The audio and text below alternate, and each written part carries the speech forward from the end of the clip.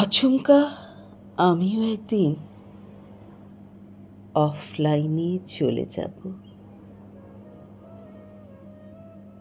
সবুজ বাতি দেখবে না কেউ, সময় পেরিয়ে যাবে তার নিজ গতিতে।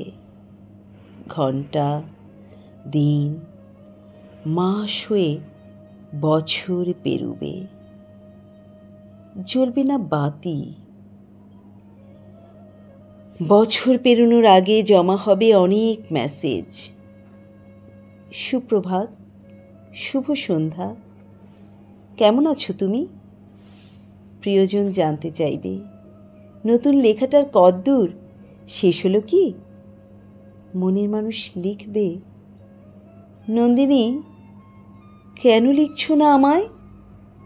তুমি ঠিক আছো তো?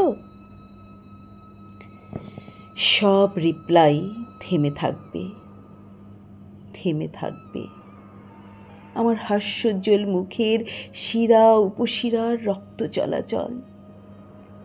থেমে থাকবে আমার প্রিয় কবিতাগুলো। এরই মাঝে হয়তো কেউ কেউ স্ট্যাটাস দেবে একটি শোক সংবাদ। থেমে যাবে সকলের প্রশ্ন, যে সম্পর্কটা শেষ হয়েছে বছর 20 আগে।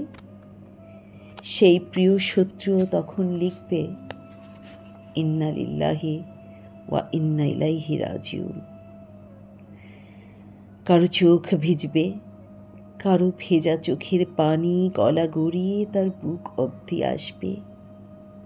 স্ট্যাটাসে পড়বে হাজারো স্যাড রিয়্যাক্ট সহ কমেন্টের বন্যা। সেও থাকবে কিছুদিন, তারপর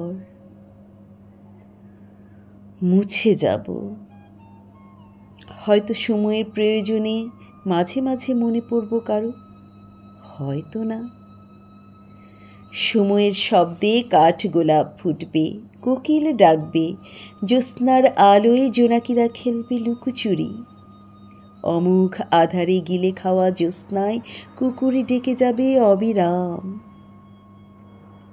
এরই মধ্যে নির্ঘুম রাতে পোড়া সিগারেটের আগুন জেলে জেলে রাত পেরিয়ে হবে কারো নতুন ভোর।